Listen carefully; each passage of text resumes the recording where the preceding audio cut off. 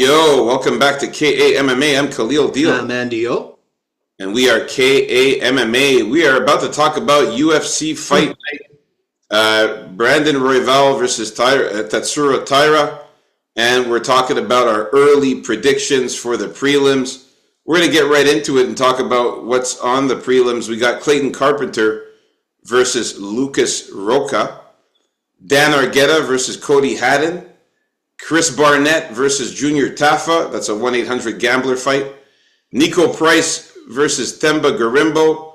Jonathan Pierce against Pat Sabatini. CJ Vergara against Ramazan Tamirov.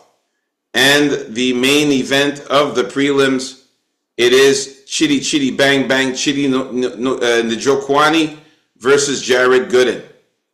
All right, so this is going to be a pretty cool event.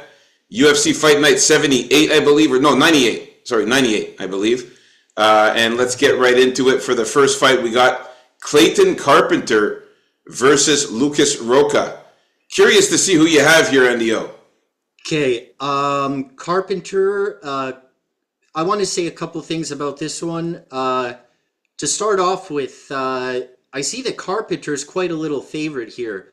Just to let you guys know that his last 7 opponents are 22-12, because that's the amount of fights he actually has professionally, whereas Roca's record in his past 7 fights is 64-22.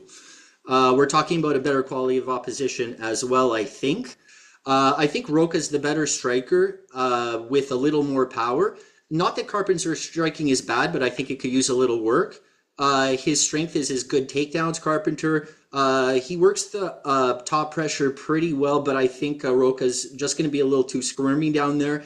And I think he may catch him with a knee up the middle or something like that when Clayton Carpenter's going to go for those takedowns, because you know that's what he's going to try. One last thing I want to mention. I know a lot of people are probably going to say, he's just too small. He's just too short. He is 5'3", Rocha, but he also fought 18 times in his career with 1 loss. So he's 17-1. You know how many people he's fought that were his height or shorter than him? Do you know? Yeah. How many? No, I don't. Take a guess. I don't have a clue. 0. And the only loss he's had was against the tallest guy he's ever fought, who is at 5'9". The majority of opponents he's fought are fought between 5'4" and 5'6". So we pretty much got smack in the middle there for Clayton Carpenter's height. I really don't think the size difference is going to be a problem. Roca fights at 2 weight classes. He's fighting in his lower weight class here against Carpenter. Give me Roca by knockout or decision. Wow, man. Okay. Very good breakdown there on this Lucas Roca guy here. Unfortunately, we are in disagreement right off the bat for the first fight of this prelims. I'm on the Clayton Carpenter side, man. Clayton Carpenter is going to have a 3-inch height advantage, which is going to be helpful. Also, a 2-inch reach advantage. But the thing here is that Clayton Carpenter is a really bona fide, pure, amazing grappler and wrestler. This guy has the skills to take down Lucas Rocha, get him on the ground, stay on top, control him on the ground. His wrestling is really good. He's one of those guys too that he's the type of guy that's like relentless with takedowns and always tries to get you on the ground and keeps trying to wrestle you. So I definitely am on the Clayton Carpenter side. He also has submissions, Clayton Carpenter. And the other thing too is he's fought in the UFC before. Lucas Roca has never fought in the UFC. And he had an amazing contender series win against Edgar Chairez, who was 8-3. That was a really good win. It was a really good fight. He came out on top there by winning a unanimous decision. And then he fought Juan Camilo Ronderos in his UFC debut, which was about 1 year and 7 months ago. and managed to land a submission and get a rear naked choke on him To who? against Juan Camilo Ronderos in his UFC debut. Oh, So, Clayton Carpenter, the fact that he's fought in the UFC, Lucas Roca's never fought in the UFC.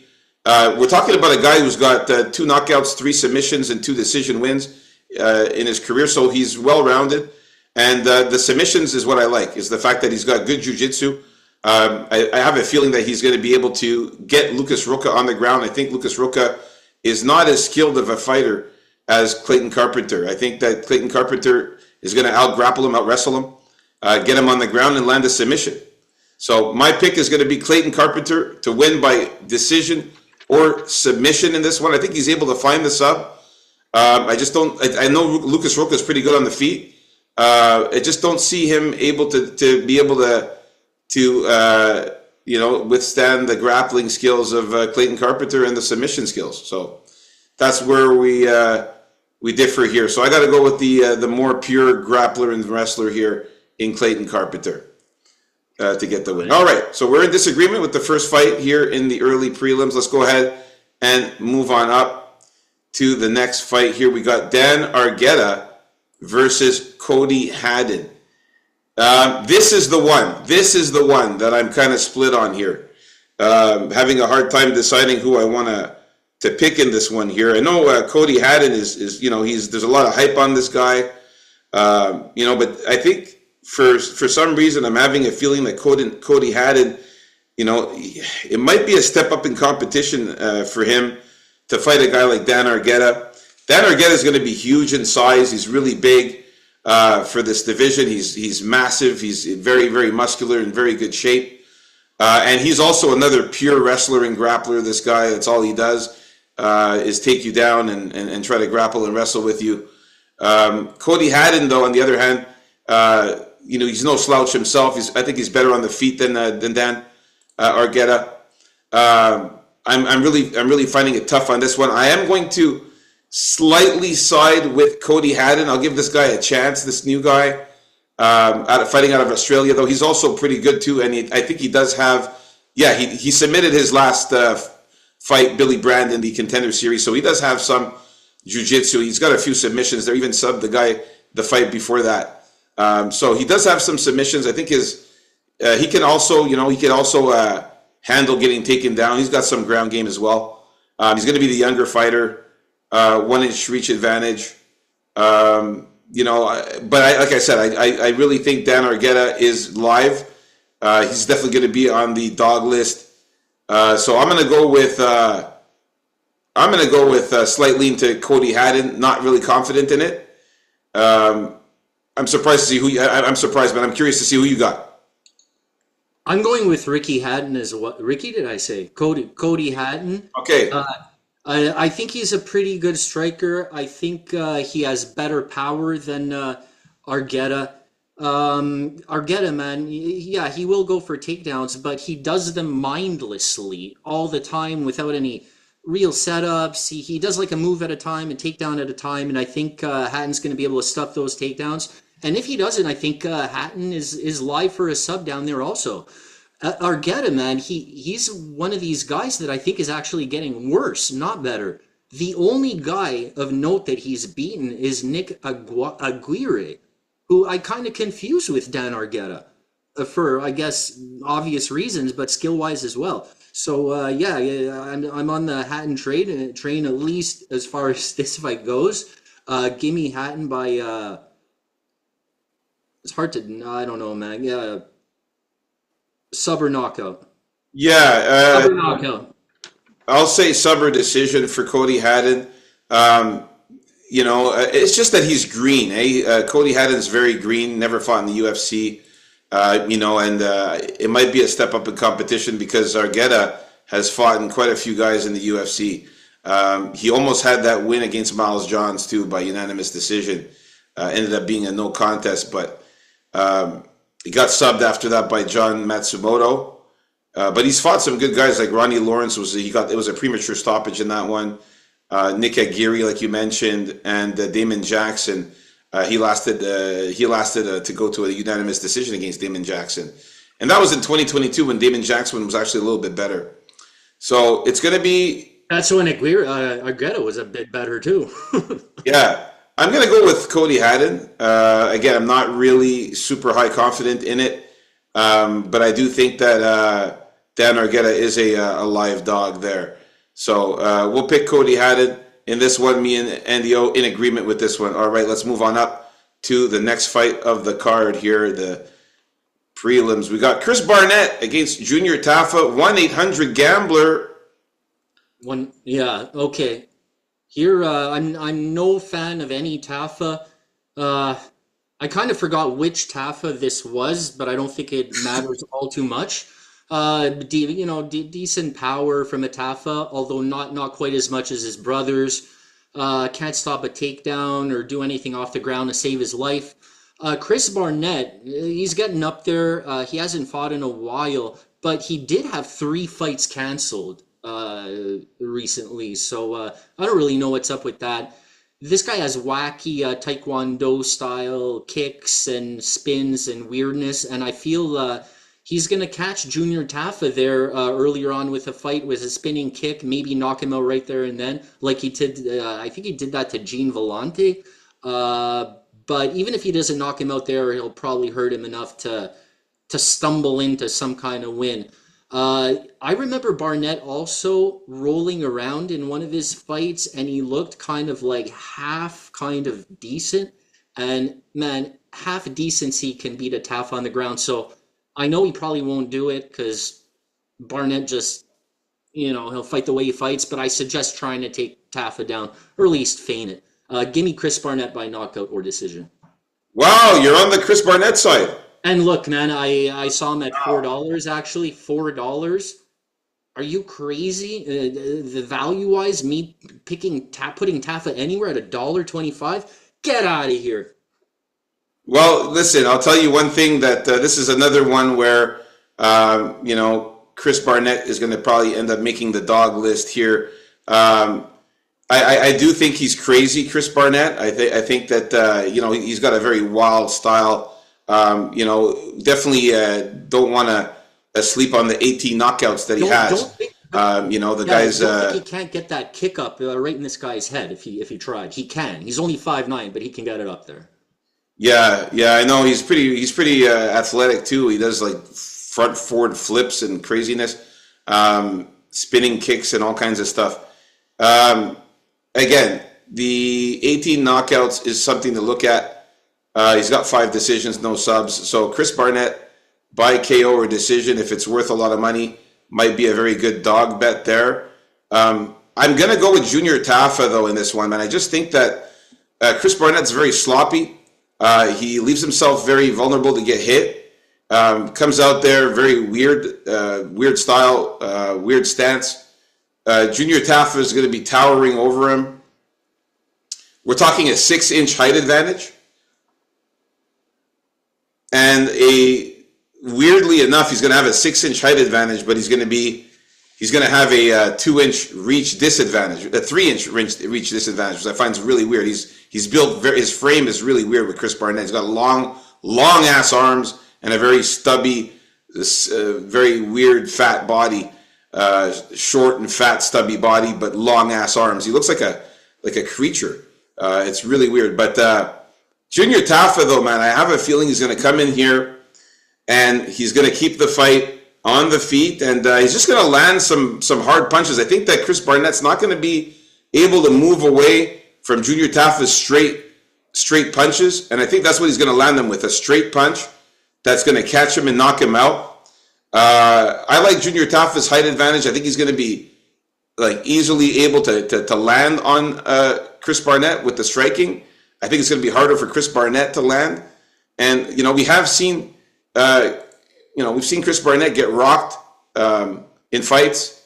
He did have a good fight against Jake Collier in that last fight, but he lost to Martin Budai. And I think that as long as Junior Taffa can keep this fight standing there, keep a distance, and try to just throw straight punches, and hard punches, I think he'll land something on the Barnett. So I got Junior Taffa to win by knockout. Very, very 1-800-GAMBLER fight. I don't even know if I'm going to actually bet on this fight, but Yeah, if you're planning on betting this fight, I suggest dog or pass before get that bet in before I call 1-800-GAMBLER on you. So those are my thoughts. Yeah. it's one of those crazy fights, man. You might just want to watch and eat your popcorn and have a drink and just watch this one and enjoy it. But I'm going to pick Junior Tafa to get the knockout.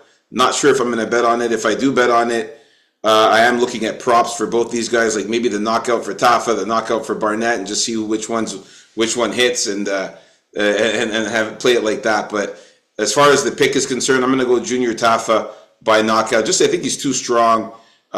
He's got too many good straight punches, and I think Chris Barnett coming in like a maniac is going to get clipped.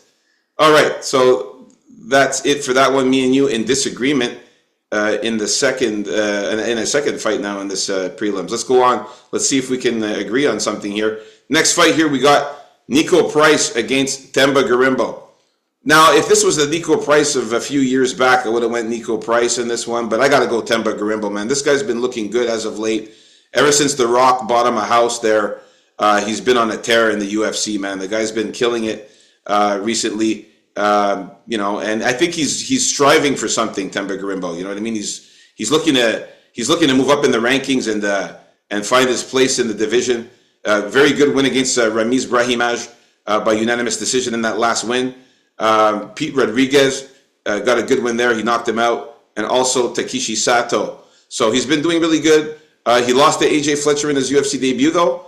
I don't like Nico Price. The guy's been losing a lot lately. Lost 3 out of his last 5. Lost to Michel Pereira, Philip Rowe, and Robbie Lawler.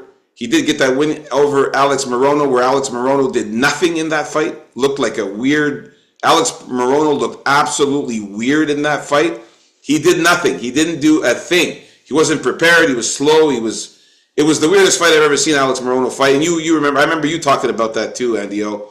Talking about how weird Alex Morono was in that fight. And Nico Price squeaked that win. But not this time, man. Now he's fighting a guy who's hungry, who's ready to go, who's got very good grappling. Themba Gorimbo, very good grappling, very good wrestling.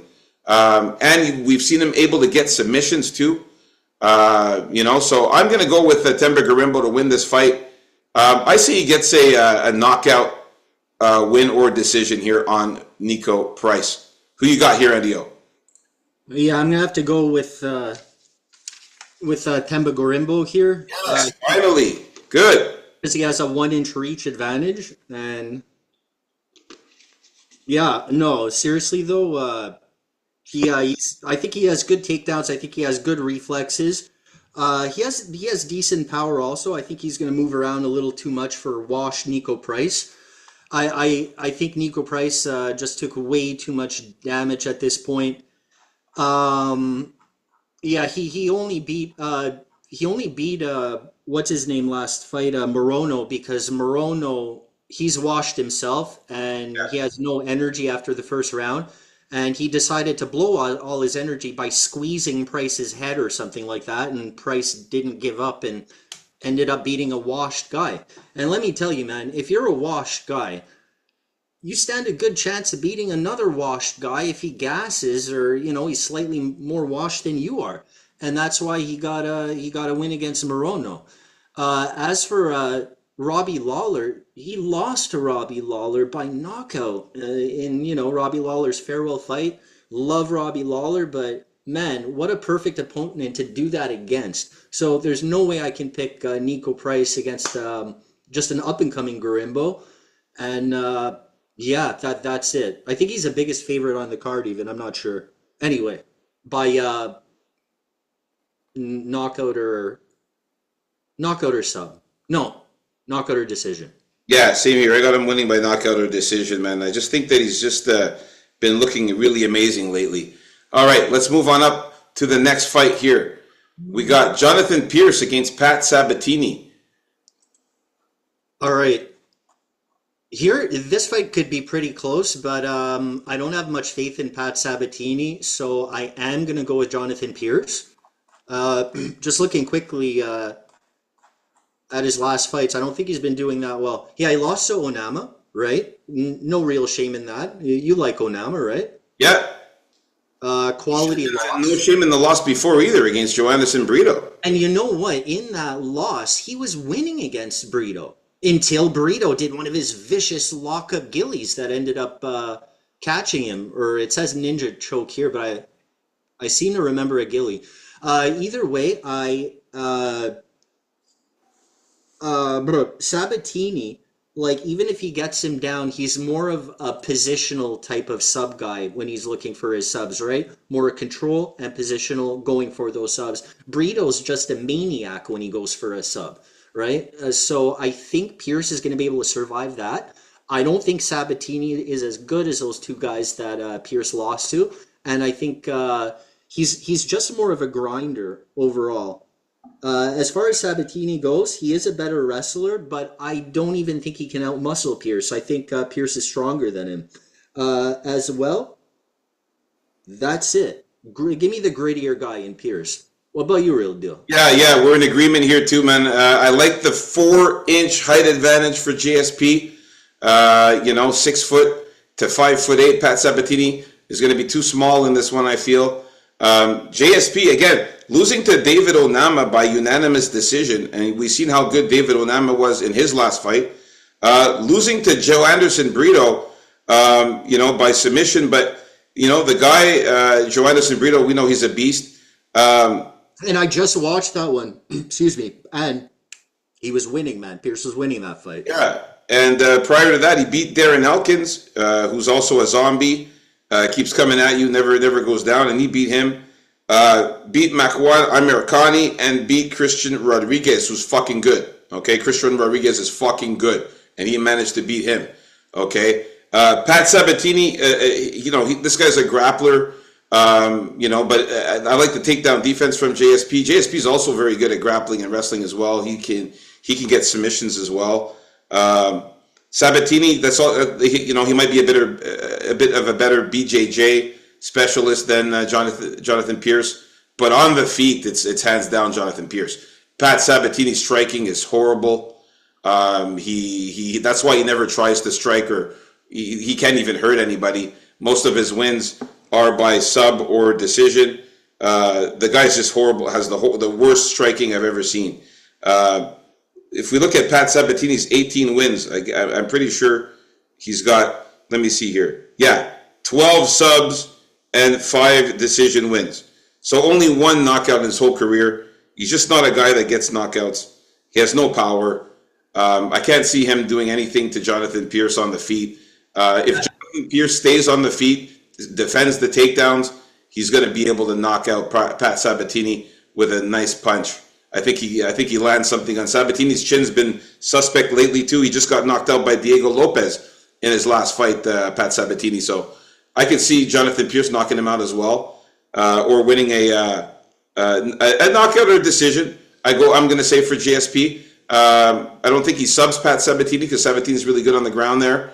But Jonathan Pierce by KO or decision, I think, is very good here for Pierce. And again, can't trust Pat Sabatini's chin. The guy can't strike for shit, and he's a one-trick pony. All he has is his wrestling, which Jonathan Pierce has as well. So I'll go with the height advantage and a guy who's better on the feet and good at stuffing takedowns. So Jonathan Pierce, it is. Me and you in agreement in that one as well. Let's move on up to the next fight, which is CJ Vergara versus Ramazan Tamirov. This guy from Uzbekistan is the real deal. This guy is really, really good. Super, super powerful. CJ Vergara, the guy has been, not looking great, especially in that last fight when he fought Asu Almabayev, a guy who's like way shorter than him, was able to just grapple him, take him down, and have his way with CJ Vergara. I remember at one part in the fight, I believe he was running away from him. Was it against him or was that against? I can't remember who. Yeah, it was. No, sorry, that was against Tatsuro Taira. Yeah, Vergara. No, Vergara's ran away kind of against more than one guy, but yeah, I think him more than others. Yeah. Or yeah, anyways, it was one of those guys where he was just running away from him and shit. You know, and you know he doesn't have that much power, CJ Vergara. So you know I could see Ramazan Tamirov, you know, knocking his head off, man. This guy is super strong. He's from Uzbekistan. If Vergara tries to take him down, I'm sure his takedown defense is good, and I'm sure he could scrapple on the ground as well, and scrap on the ground as well, and grapple. I'm going to go with this new prospect here, Ramazan Tamirov, to get the win here by knockout. I think he catches CJ Vergara. I know Vergara's never been finished, but he could be the first guy to knock him out or win a decision for just pure damage and striking. What do you got? Who do you have here, Andio?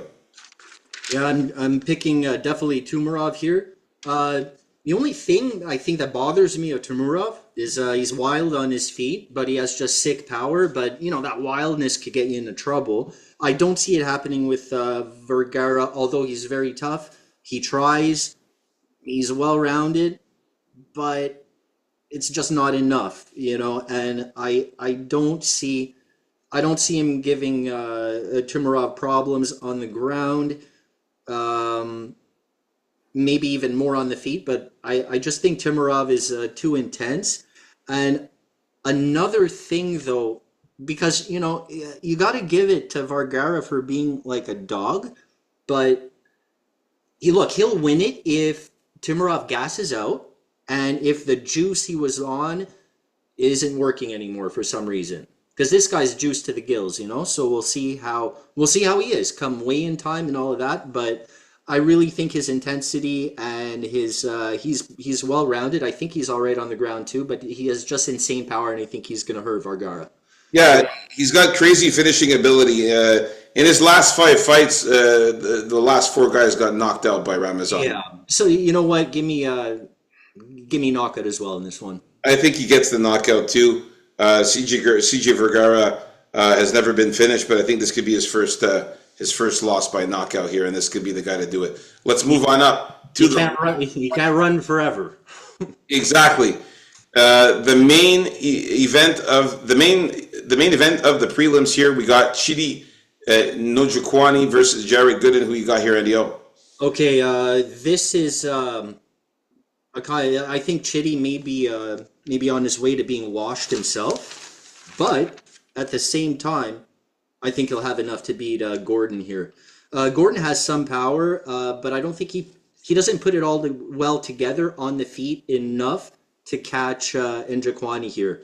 I think he has more power. I think his strikings are more varied. I think he has more snap on his punches.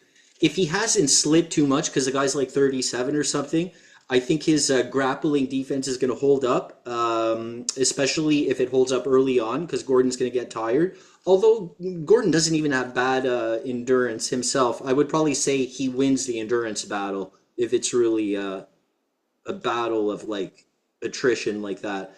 Also, I like Njokuani's elbows, and he has some pretty good body shots too. So give me Njokuani. Hopefully he's not washed by a knockout or decision. All right, man. So out of the 7 fights in the prelims, we are in disagreement with only 2 of them. I'm in agreement with you here. I got Chidi Bang Bang Njokuani to get the win here. It's just a step up in competition. I just think he's just so much better than Jared Gooden. Fought the better fighters in Rice McKee, Mikhail Olashejik, Albert Durayev, Gregory Rodriguez, and Dusko Todorovic. Whereas Jared Gooden has only fought Wellington Turman, who was a bit washed up, and also fought Carlson Harris. Before that, it was a bunch of guys in the UFL, and he even lost to Impa Kasanganay and got knocked out by him in the ex-MMA. So he's good though. Yeah, but Jared Gooden fights very slow. He's slow on the feet. You know, he's very sluggish. Doesn't throw much either. He comes at you forward, but doesn't throw much. I think Chitty's going to be able to use his reach advantage too. Let's not forget, he's going to have a 3-inch reach advantage and the 3-inch height advantage. So I think he's going to be picking him up off the feet, picking him apart. Yeah, hopefully he'll stay. Hopefully he'll be able to make him stay away from him because remember how Olachechik beat Njokwani, and he has like T-Rex arms, and he just went in there and kind of blitzed him. Yeah. I don't think Gordon's like that though. I don't think Gordon will do that. Do you? No, I mean Gordon moves forward, but very slowly, methodical. Yeah. Doesn't charge at you. And Njokwani is going to be the better striker, man. He's got that good Muay Thai. I think he's going to have good leg kicks. Keep Jared Gooden, at a distance. Hurt him with the leg kicks, so he's going to have a hard time moving forward. And he's just going to clip him on the feet with some very good, powerful strikes and punches. So I got Chidi Njokwani winning this one by KO or decision. I think that's going to be the way he wins it. Just outstriking Jared Gooden and maybe catching him, maybe even hurting him with the leg kicks where they're going to have to stop the fight or something. Something like that might happen. So there you have it, folks, our early predictions for the prelims. Stay tuned for our early predictions for the main event coming up next. Like and subscribe. Yeah, you have to. Like and subscribe. Like and subscribe and let us know who you guys like. Leave a comment for the algorithm. Let's get it.